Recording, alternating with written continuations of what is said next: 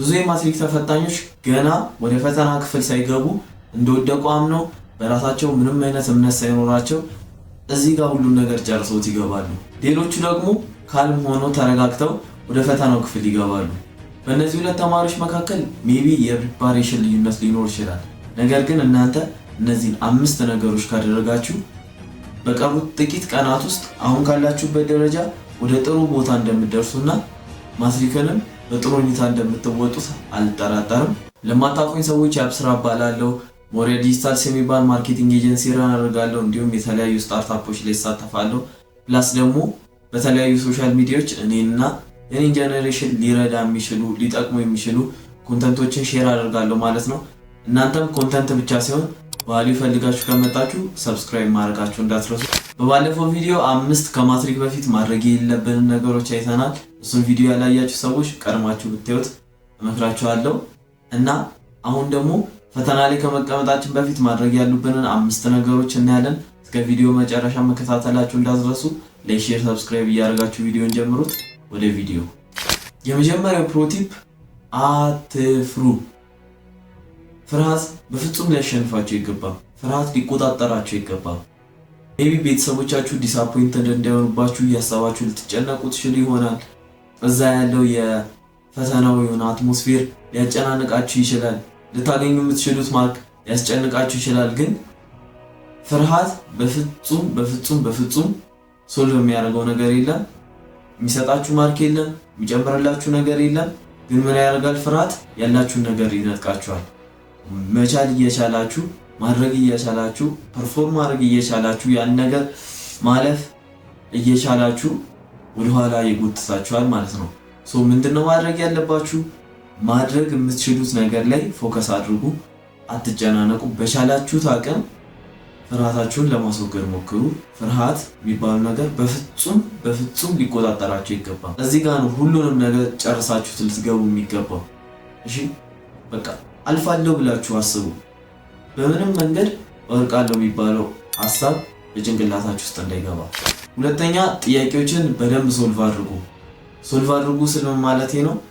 ዝም ብሎ አንብቦ ማለፍ ብቻ ሳይሆን ያ ጥያቄ ምን ሊል እንደፈለገ በተለይ ደግሞ ቁጥር ነገሮች ካሉበት በደንብ ለመስራት ሞክሩ እና ያንን ደግሞ ስታደርጉ ታይመር እያስቀመጣችሁ ሙሉ ፈተናውን የምትሰሩ ከሆነ ሙሉ ፈተናው የሚፈጀውን ሰዓት ታይመር እያስቀመጣችሁ በደንብ ራሳችሁን እንዴት ታይማችሁን ማኔጅ ማድረግ እንደምትችሉ በዛው ልክ ታውቁበታላችሁ። ፕላስ ደግሞ የሆኑ ጥያቄዎችን በምን አይነት መንገድ ነው ቶሎ ብላችሁ ሶልቭ ማድረግ የምትችሉት እነዛን ጥያቄዎች የሚለውን ነገር ፋይንድ አውት ታደርጉበታላችሁ ማለት ነው። በደንብ ፐርፎርም ልታደርጉ ከምትችሉበት ወይ መካከል ብዙ ጥያቄዎችን መስራት፣ ጥያቄዎችን ስትሰሩ ደግሞ በደንብ መስራት። ዝም ብሎ መልሱን ጫር ማድረግ ሳይሆን ዲፕሊ ለመስራት ሞክሩ፣ ዲፕሊ ለማወቅ ሞክሩ። ሶስተኛ ደግሞ ጭንቀታም ከሆኑ ሰዎች ራቁ። ጓደኞቻችሁ ሊሆን ይችላሉ፣ የሆኑ ዘመዶች ሊሆን ይችላሉ። በቃ ከእንደዚህ አይነት ሰው ራቁ። በዚህ ፈተና ወቅት ይህን ፈተና ከመፈታተናችሁ በፊት ያጨናንቋችሁ የሚሞክሩ እየደወሉ ይህን ሳብጀክት ጨረስኩኝ፣ ይህንን ዩኒት ጨረስኩኝ፣ እንደዚህ ያደረግኩኝ፣ እንደዛ አደረግኩኝ፣ ከዛ ደግሞ በቃለን ልንወድቅ ነው ወይ ፊኒሽድ ልንወድቅ ስንት ሰዓት ቀረን፣ ልንወድቅ ስንት ቀን ቀረን እያሉ ቴረር የሚፈጥሩባችሁ እናንተ ፐርፎርም ማድረግ እየቻላችሁ ያንን ኤቢሊቲያችሁን እንዳታወጡ ሊያደርጉ የሚችሏችሁን ሰዎች አቮይድ አድርጓቸው። በቃ ሙሉ በሙሉ እንደዚህ አይነት ሰዎች እነሱን ፐርፎርም አያደርጉም። እናንተም ያላችሁን ችሎታ ያላችሁን አቅም እንዳትጠቀሙት ያደርጋችኋል። በጣም በቻላችሁት አቅም ከእንደዚህ አይነት ሰዎች እራቁ። ምክንያቱም ይጋባል፣ በቃ ጭንቀት ይጋባል፣ ፍርሃት ይጋባል። ስለዚህ ከእንደዚህ አይነት ሰዎች እራቁ። የመጨረሻ ፈተና ከመድረሱ በፊት ያሉ ቀናት ሪላክስ አድርጋችሁ ነው ማሳለፍ ያለባችሁ። በቻላችሁት አቅም እንደዚህ አይነት ቴረር የሚፈጥሩ ጓደኞች፣ ዘመዶች፣ አካባቢያችሁ ያሉ ሰዎች በሙሉ በደንብ አቮይድ አድርጓቸው። ኩይኳን እስካሁን ያልኩት ነገር ከተመቻችሁ ላይክ፣ ሰብስክራይብ ማድረጋችሁ ላስታውሳችሁ። አራተኛ ፈተና ነገ ሊሆን እንደ ዛሬ ወይ ከፈተናው አንድ ቀን በፊት ማዘጋጀት ያሉብንን ነገሮች ማዘጋጀት፣ አይዲ፣ ዩኒፎርም፣ እያንዳንዱ ማዘጋጀት ያሉብን ነገሮች ወደ ፈተና ቦታ ይዘናቸው የምንሄዱ ነገሮችን ማዘጋጀት። እዚህ ሰዓት ላይ ማጥናት የሚባሉ ነገር አይመከርም። ከምታጣሙና የባሰ ሌላ ፓኒክ ውስጥ ከምትገቡ የሆነ ነገር ማንበብ ጀምራችሁ ከዛ በኋላ እዛ ጋር ያላነበባችሁት ትዝ ከሚላችሁ ይህኛውን ለመጨረስ ከዛ ደግሞ ቀድማችሁ የዛሬ 2 ሳምንት ያጠናችሁትን ነገር ለማስታወስ ከምትሞካክሩ እና የባሰ ውስብስብ ነገር ውስጥ ከምትገቡ አእምሯችሁን አሳርፋችሁ ሪከቨሪ ሞድ ውስጥ ገብታችሁ በደንብ ሪከቨር አድርጋችሁ ጥሩ እንቅልፍ ተኝታችሁ ከዛ ጠዋት ላይ ያዘጋጃችሁትን አይዲ ላጲስ እስራስ ምናምን ይዛችሁ ወደ ፈተናው ቦታ መሄድ። ካልም ሆናችሁ ነው ኤቭሪቲንግ ማድረግ ያለባችሁ። በቻላችሁት መጠን ወደ ፈተና ስትገቡ ሪላክስ ሆኑ። የመጀመሪያው ቀን በጣም ሊያስደነግጥ ይችላል። በደንብ ካልሆናችሁ ሄዳችሁ ራሱ የመጀመሪያው ቀን ያስደነግጣል እና የመጀመሪያው ቀን የመጀመሪያው ፈተና ከዛ በኋላ ትለምዱታላችሁ። ፈተናው ሁለተኛው፣ ሶስተኛ፣ አራተኛ ፈተና እያለ በሄደ ቁጥር ፋሚሊያር ስለምትሆኑ መጀመሪያ ላይ በደንብ ተዘጋጅታችሁ ሪላክስ ሆናችሁ ሂዱ። the rest will follow። አምስተኛና one of the most important ብዬ ማስበው ልታረጉት የሚገባው ነገር እናንተ ልትቆጣጠሩት የምትችሉት ነገር ላይ ብቻ ፎከስ አድርጉ። በጠዋት ተነሱ፣ ቀለል ያለ ምግብ ብሉ፣ ኤቭሪቲንግ ተረጋግታችሁ አድርጉ። ከዛ ደግሞ አታርፍዱ፣ በመሯሯጥ ውስጥ ኢነርጂያችሁን አታባክኑ። እነዚህ ነገሮች አድርጉ። የሚወጣውን ጥያቄ መቀየር አትችሉም። የሆነ በደንብ ፕሪፔር የሆነውን ጓደኞቻችሁን ምን ያክል ፕሪፔር እንደሆኑ ማወቅና ወይ እንደነሱ በደንብ ፕሪፔር መሆን አትችሉም። ወደኋላ ተመልሳችሁ ማጥናት አትችሉም። እናንተ ኮንትሮል ልታደርጉት የምትችሉት ነገር ላይ ብቻ ፎከስ አድርጉ። ያ ምን ሊሆን ይችላል? የኤግዛም ሰዓት ላይ ነገሮችን ሊቀይሩ የሚችሉ ነገሮች፣ ኢነርጂያችሁ፣ ሙዳችሁ፣ ፎከሳችሁ፣ ከዛ ካልምነሳችሁ፣ እነዚህ ነገሮች ተደማምረው ውጤት እንድታገኙ ያደርጋችኋል ማለት ነው። ረጋ በሉ። በጣም በቻላችሁት አቅም ደጋግሜ የምለው ልል የምችለው ነገር ቢኖር ረጋ በሉ ነው። ሜቢ እዛ ፍተሻ ላይ ልደነግጡ ትችላላችሁ። ፈታኞቹ ሲንጎራደዱ ምናምን ኩስተር ሲሉ ልትደነግጡ ትችላላችሁ።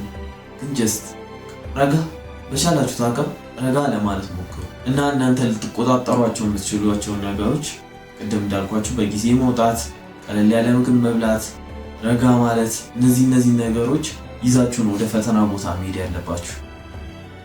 እነዚህን ይዛችሁ ስትሄዱ እዛ ጋር ያለውን ነገር በደንብ ዲል እንድታደርጉ ያደርጋችኋል ማለት ነው እና በጥሩ ሁኔታ ዲል ካደረጋችሁ ደግሞ በጣም በእርግጠኝነት ውጤት መምጣት አይቀርም። ያላችሁ ትልቅ አሴት ምንድነው? በቀሩት ጥቂት ቀናት ውስጥ እነዚህንና ሌሎች ቲፖችን ጨምራችሁ ወደ ፈተና ከመሄዳችሁ በፊት በደንብ ፕሪፔርድ መሆን ማለት ነው። ያ በጣም ብዙ ለውጥ ይኖራል ማለት ነው። እናንተም በደንብ ይረዳችኋል፣ በደንብ ይጠቅማችኋል፣ ፑሽ ያደርጋችኋል። እነዚህ ነገሮችና ሌሎች ቲፖችን ከእናንተ ጋር የሚሄዱ ቲፖችን ጨምራችሁ ወደ ፈተናው ሄዱ። ፈተናው ከመድረሱ በፊት ራሳችሁን ፕሪፔርድ አድርጉ። ኤቭሪቲንግ አሪፍ ይሆናል ማለት ነው። ቦነስ ቲፕ፣ ዲስኮምፈርትን አቮይድ አታድርጉት። የማይመቿችሁ የማትወዷቸውን ነገሮች በእነዚህ 22 ቀናት ሞክሩ። ምክንያቱም ፈተና ፕሬሸር አለው። ፕሬሸር ደግሞ ደስ የሚል ነገር አይደለም፣ ኮንፈርት አይሰጥም። እነዛን ነገሮች ዲሲፕሊናችሁን ቢውልድ የምታደርጉበትን የሆኑ ዌዮች ፈልጉ። ለምሳሌ ቀዝቃዛ ሻወር መውሰድ ሊሆን ይችላል፣ መራመድ፣ መሮጥ፣ የሆኑ እንቅስቃሴዎችን ማድረግ። እነዚህ ነገሮች እያደረጋችሁ እናንተን ዲስኮምፈርት እያደረጋችሁ ኮንፈርታችሁን ነጥቋችሁ ከዛ ግን የሆነ ትሬት የሆነ ስፔሻል ካራክተር ዴቨሎፕ እንድታደርጉ ሊረዳችሁ የሚችላችሁን ነገር አድርጉ። በቀሩት 20 ቀናት ውስጥ እንደዚህ ራሳችሁን ቻሌንጅ እያደረጋችሁ የራሳችሁን ኮንፈርት እየነሳችሁ ስትሮንግ መሆን ትችላላችሁ። በደንብ ራሳችሁን ሬዲ ማድረግ ትችላላችሁ ማለት ነው። በደንብ ዝግጁ ሆናችሁ ወደ ኤግዛም ሩም ትገባላችሁ ማለት ነው እና በጣም በእርግጠኝነት ራሳችሁን በደንብ ካዘጋጃችሁ፣ ካልም ከሆናችሁ፣ በደንብ በራሳችሁ ከተማመናችሁ የማይታለፍ ነገር የለም፣ ታልፍታላችሁ።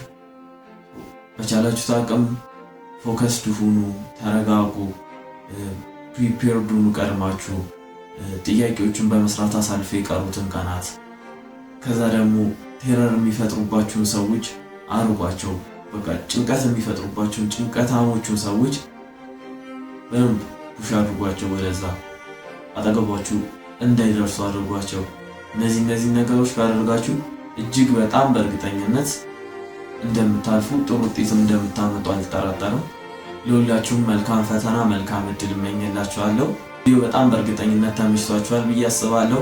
ጥያቄ፣ ሀሳብ፣ አስተያየት ካላችሁ ኮሜንት ላይ ማስቀመጣችሁ እንዳትረሱ። ሰብስክራይብ፣ ላይክ፣ ሼር ማድረጋችሁን እንዳትረሱ። በሌላ ቪዲዮ እስከምንገናኝ ሲዩ